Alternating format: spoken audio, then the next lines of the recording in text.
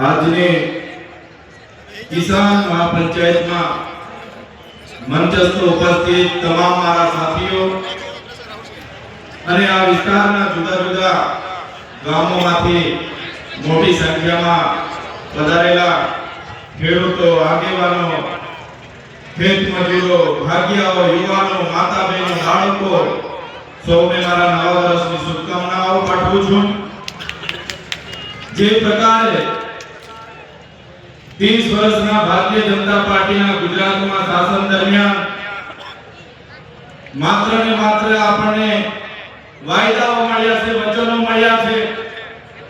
દેશના વડાપ્રધાન મોદીજી એક બાજુ ખેડૂતની આવક ડબલ કરવાની વાતો કરે છે, આત્મનિર્ભર ભારત બનાવવાની વાતો કરે છે, ત્યારે ભારતીય જનતા પાર્ટીની સરકારની એવી તો કઈ નીતિઓ છે અમને સમજાતું નથી કે અનાજનો ભાવ દિવસે ને દિવસે વધતો જાય છે અને અનાજ ઉગાડનાર ખેડૂત દિવસે ને દિવસે ગરીબ થતો જાય છે। આ ધરતી માતા પર એ ધરતી માતાને ખેડીને જ્યારે ખેડૂત બીજ મૂકે છે, પોતાના સમગ્ર કુટુંબ પરિવાર એમાં પસીનો વહેવડાવે છે।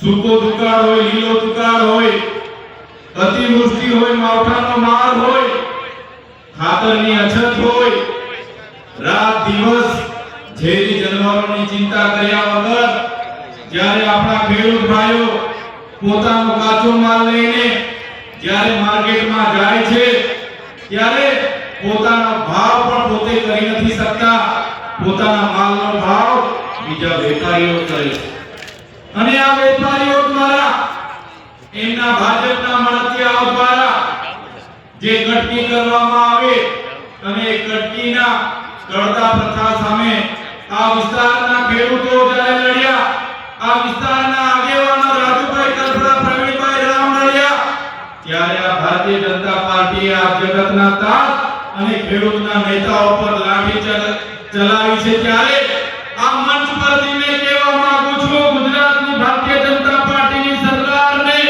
તમે મંત્રીમંડળ બદલવા છો, તમે નવા નવા મંત્રી લાવશો, પણ આવનારા દિવસોમાં ગુજરાતનો તાત, આ ગુજરાતનો ખેડૂત તમારી સરકાર બદલી દેવા માટે તૈયાર છે। સરકાર બદલી દેશું અમે। આ કરતા પ્રથાની લડત માત્ર સૌરાષ્ટ્ર પૂરતી નથી લેવાની, આ કરતા પ્રથાની લડત આવનારા દિવસોમાં તમામ ખેડૂતોએ આપણે બધાએ જવાબદારી લેવાની છે। ગામડાઓથી લઈને લડતને ગાંધીનગર સુધી આપણે બધા લઈ જવાની છે। તૈયાર છો બધા?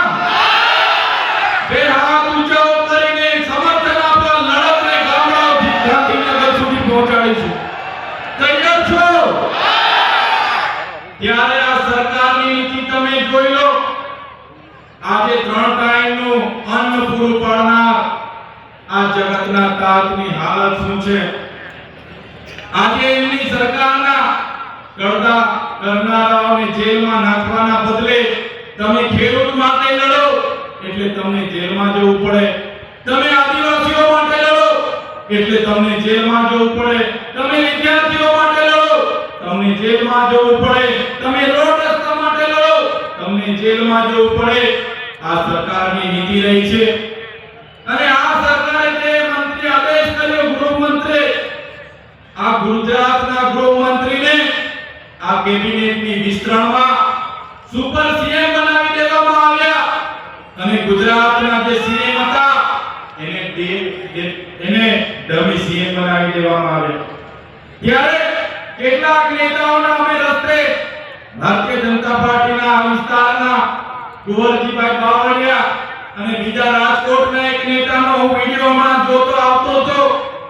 એમણે કીધું કે આમ આદમી પાર્ટી અને એમના દિલ્હીના અને પંજાબના મુખ્યમંત્રી આરાધના ફેરવવા માટે આવ્યા છે। ત્યારે આ ભારતીય જનતા પાર્ટીની સરકારને અમે કહીએ છીએ, પંજાબમાં જ્યારે પૂર આવ્યું, પંજાબની સરકારે 1 હેક્ટર દીઠ 50,000 રૂપિયા વળતર આપ્યું, જેનું ઘર દબાઈ થયું અને 1,20,000 આપ્યા, જેના પશુ જાનમાલને નુકસાન થયું, એને એક પશુએ 40,000 રૂપિયા ચૂકવણું કર્યું। ત્યારે તમારી ભાજપની સરકાર આ ખેડૂતો સાથે માત્ર અન્યાય કરી ગઈ છે, અન્યાય. મંત્રીઓ ગમબૂટ પહેરીને એના મુલાકાતે જાય, ફોટો સેશન કરાવે, એમને ખેડૂતે પકવેલો અનાજ માસમાં મારે, ત્યારે આ સરકારને આપણે જોવું પડશે. તમે પંજાબની સરકારમાં જોઈ લો, પંજાબની સરકારમાં દિવસે 12 કલાકની વીજળી ખેડૂતને મફત આપવામાં આવે છે. ભારતીય જનતા પાર્ટીએ ગુજરાતના ખેડૂતોને માત્ર લોલીપોપ આપ્યો છે, ગુજરાતના ખેડૂતો સાથે અન્યાય કર્યો છે. ત્યારે મારા સાથીઓ, મારા જગતના તાત, મારા યુવાન મિત્રોને આહ્વાન કરું છું, આવનારા દિવસોમાં જે આપણા ભાઈઓ જેલમાં છે, એ જેલનો બદલો આપણે તાલુકા જિલ્લાની ચૂંટણીઓમાં મતદાન કરીને એમને લેવાનો છે. આજે રાજુભાઈ કરપડા એકલા નથી, આજે પ્રવીણ રામ એકલા નથી, આજે આખો ગુજરાતનો દરેક સમાજનો ખેડૂત, દરેક વર્ગ આજે એમની સાથે છે. આવનારા દિવસોમાં આંદોલન ખૂબ આગળ જવાનું છે. ત્યારે મારા આજની આ સભામાં ખૂબ મોટી સંખ્યામાં આવેલા વડીલો, યુવાનો, માતા બહેનો સૌને આજે આજની સભામાં પધારવા બદલ અને રાજુભાઈ કરપડા, પ્રવીણભાઈ રામ, પિયુષભાઈ પરમાર, રમેશભાઈ મેર, એમના પરિવારના તમામ સાથીઓ જે પણ જેલોમાં છે, અમે આમ આદમી પાર્ટી તમારા માટે ઊભા છે.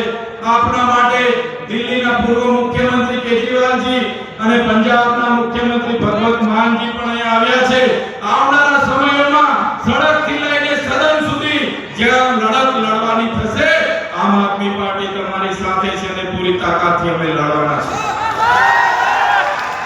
ત્યારે આજની આ સભામાં ઉપસ્થિત થયેલા તમામ વડીલો, યુવાનો, માતા બહેનો સૌએ આપણે સમર્થન કર્યું અને સહકાર આપ્યો અને આવનારા દિવસોની આ લડતને આગળ વધારવા માટે પણ તમે અમને આહ્વાન કર્યું છે. ત્યારે બધાનો ખૂબ ખૂબ આભાર માનીને વિનમું છું. ધન્યવાદ. જય કિસાન, જય જવાન.